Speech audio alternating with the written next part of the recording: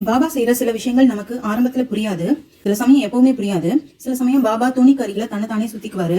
இல்லாத ஆளை பார்த்து கள்ள வீசி எரிய போறேன் அப்படின்னு மிரட்டுவார். இதெல்லாம் பார்த்த அவரோட பக்தர் ஒருத்தர் ஜிஎன் நார்கே அவர் பயந்து போயிட்டாரு. பாபா அமைதியா இருக்கப்ப நார்கேவை பார்த்து என்னை பார்த்து பயந்துட்டு விஷயங்கள் உன் கண்ணுக்கு தெரியாது, எனக்கு தானே தெரியும் அப்படின்னு பாபா பதில் சொன்னாரு. அதே நேரம் பாபா புயல் மழையை தன்னோட அதட்டலாலேயே நிறுத்தி இருக்காரு. ரஷ்யாவுக்கும் ஜப்பானுக்கும் நடுவுல பெரிய போர் நடந்துட்டு இருந்த சமயத்துல 3 நீராவி கப்பல்கள் மட்டும்தான் மிச்சம் இருந்தது. மத்த எல்லா கப்பலையும் மூழ்கடிச்சிட்டாங்க. அந்த 3 நீராவி கப்பல் கூட எப்ப வேணாலும் மூழ்கிடலாம் அப்படிங்கிற நிலையில இருந்தது. அப்ப அதோட கேப்டன் ஜஹாங்கீர்ஜி பிராமி அப்படிங்கிறவரு தான் கிட்ட இருக்க பாபா போட்டோ வச்சுட்டு பிரார்த்தனை பண்றாரு. அதே நேரம் மசூதியில தன்னோட நண்பர்கள்ட்ட பாபா பேசிட்டு இருக்கவரு திடீர்னு ஓன் சத்தம் போட்டு எந்திரிச்சு நிக்கிறாரு. அவரோட டிரெஸ்ல இருந்து தண்ணி சொட்டி கீழே குளம் மாதிரி குட்டியா தேங்குது.